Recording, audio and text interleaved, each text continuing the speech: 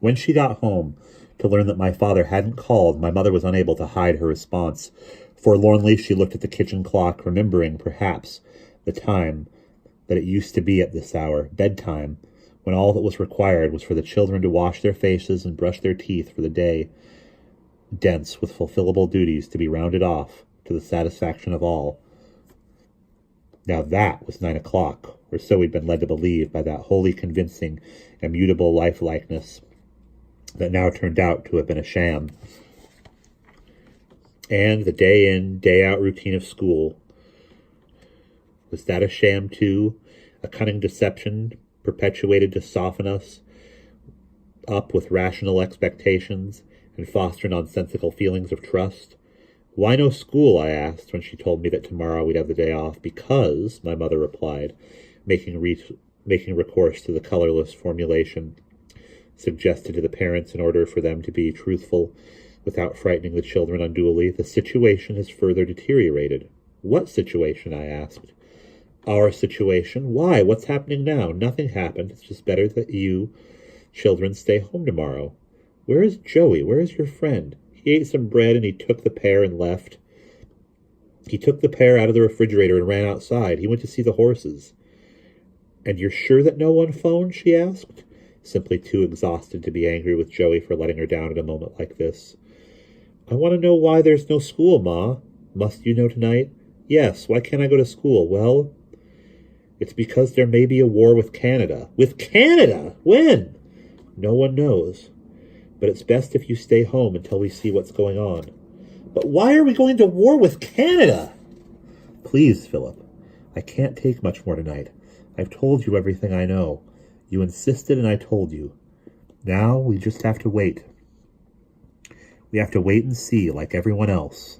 And then, as if the unknown whereabouts of my father and brother hadn't given rein to her worst imaginings, which was that we too were now, like the Wishnows, just a widow and her son, she said, trying doggedly to follow the protocol of the old 9 o'clock, I want you to wash up and go to bed. Bed. As a place of warmth and comfort, rather than an incubator for dread, bed still existed. War with Canada was far less of an enigma to me than what Aunt Evelyn was going to use for a toilet during the night. As best I could understand, the United States was at last entering into the worldwide war, not on the side of England and the British Commonwealth, whom everyone had expected we would support while FDR was president, but on the side of Hitler and Hitler's allies, Italy and Japan. Moreover, 2 full days had passed since we'd heard from my father and Sandy, and for all we knew, they had been killed as horribly as Selden's mother by rioting anti-Semites. There was, in addition, to be no school tomorrow, suggesting to me that there might never be school again if President Wheeler was now to inflict on us the laws we knew to have been imposed by the Nazis on the Jewish children of Germany. A political catastrophe of unimaginable proportions was transforming a free society into a police state. But a child is a child, and all I could think about in my bed was that when the time came to move her bowels, Aunt Evelyn would have to do it on our storage bin floor. This was the uncontrollable event that weighed on me in lieu of everything else, that loomed over me like the embodiment of everything else, and that blotted out everything else. The most negligible danger of all, and it came to assure such momentous significance that around midnight I tiptoed into the bathroom, and at the back of the bottom shelf of the towel closet I found the bedpan we had bought for Alvin to use in an emergency when he first got home from Canada. I was already at the back door and ready to carry the bedpan down to Aunt Evelyn when my mother confronted me in her nightgown, aghast at the picture I presented of a small boy, overwhelmed, so overwhelmed he was going out of his mind. Minutes later, Aunt Evelyn was being led by my mother up the stairwell and into our apartment.